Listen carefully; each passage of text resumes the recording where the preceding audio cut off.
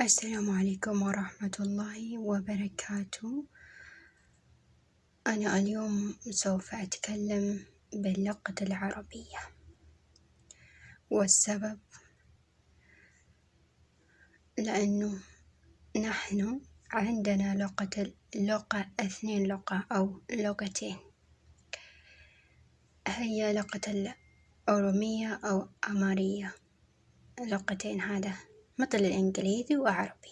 طيب، في المدينة حقتنا اللي أنا عشت بيها لغتين زي ما أقول لكم، أورومية أو أمارية. طيب، بهذا اللغتين إذا أنا تكلمت أنا بعرف لغتين عادي، الاثنين أنا أعرف، بس اللي أنا أتكلم يمكن أنا أغلط في اللغة الثانية 100% ما أعرف، يمكن أقلهم أعرف. إذا أنا تكلمت اللغة اللي أنا أعرف فيها، يمكن الناس اللي ما بيفهموا، اللي ما بيعرفوا، أو اللي ما يسمعوا موجودين. عشان كده أنا أتكلم لغة العربية، لأنه لغة العربية كل الناس يفهموا ويعرفوا. كمان أنا أحب لغة العربية لأنه هي أفضل، مو عشان السعودية ولا أمريكية ولا أوروبية ولا فين، مو عشان كده، لأن هذا تفسير من القرآن. اللغة العربية هي تفسير من القرآن. طيب، عشان كده أنا أحبه.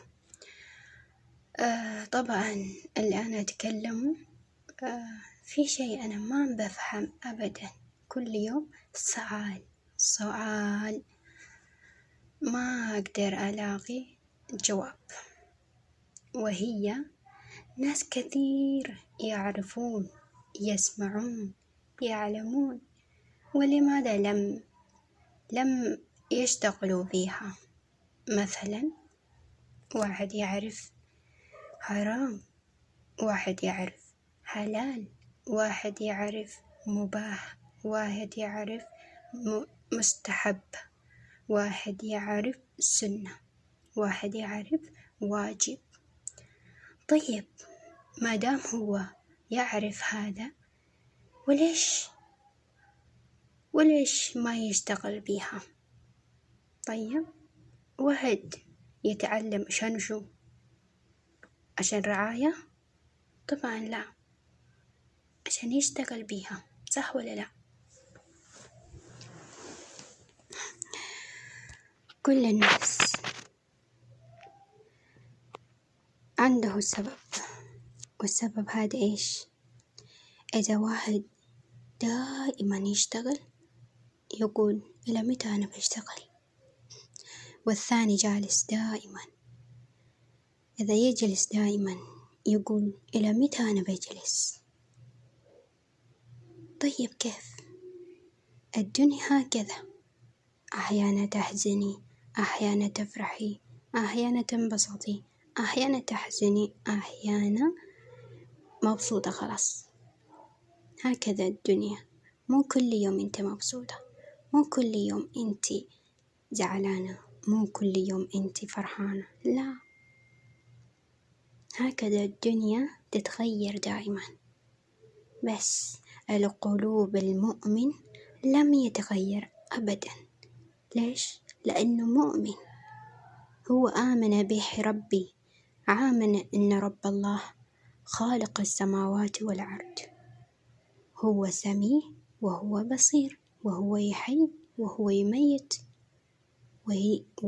وإذا أحد زي كده هو يعمل أو هذا معلوم،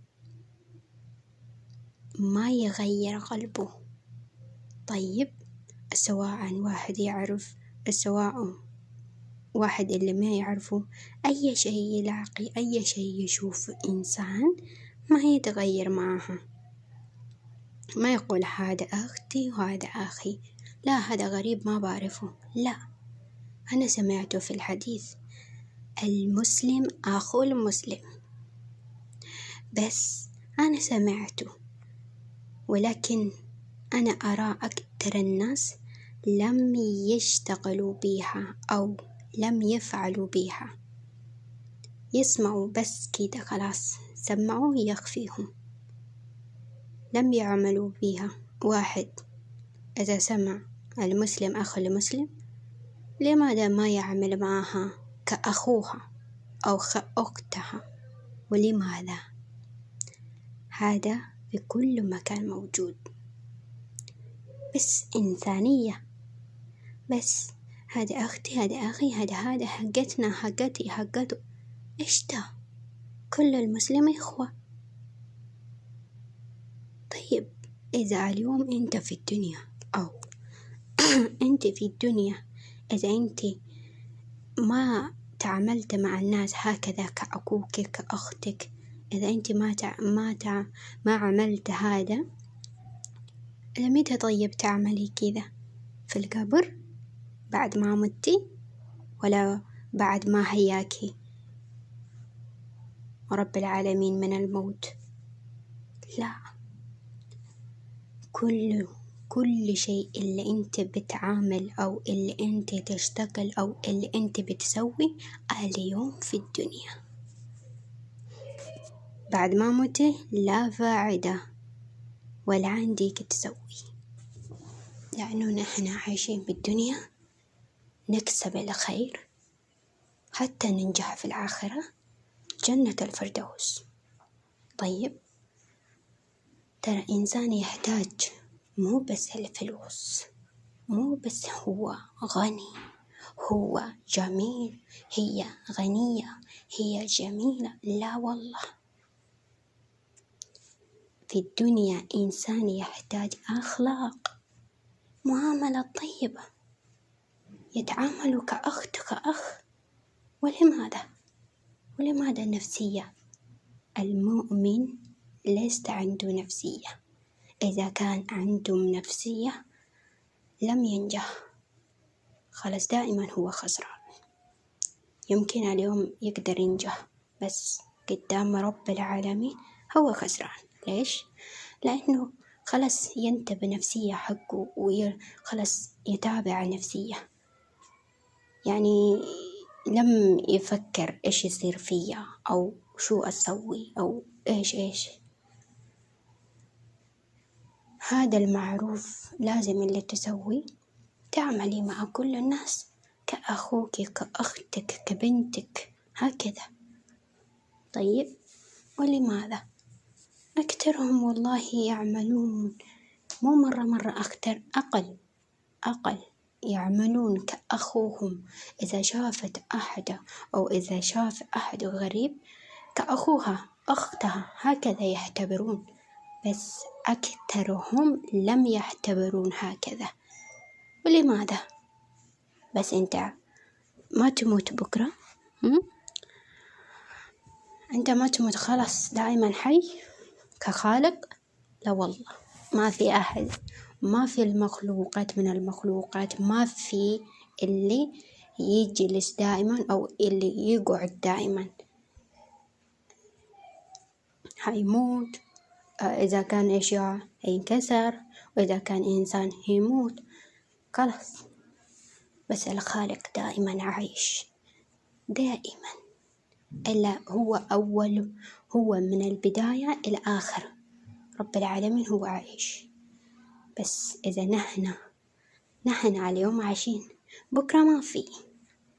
طيب اليوم مبسوطين، بكرة زعلان.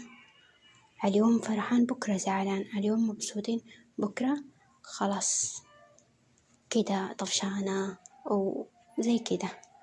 مشان كده نحن لازم ننتبه على إنسانيتنا. أنت عايشة بهذه الدنيا عامل الصالح، لأنه رب العالمين يجزاك من غير حساب. هذا نصيحتي، إذا عجبكم افعلوا.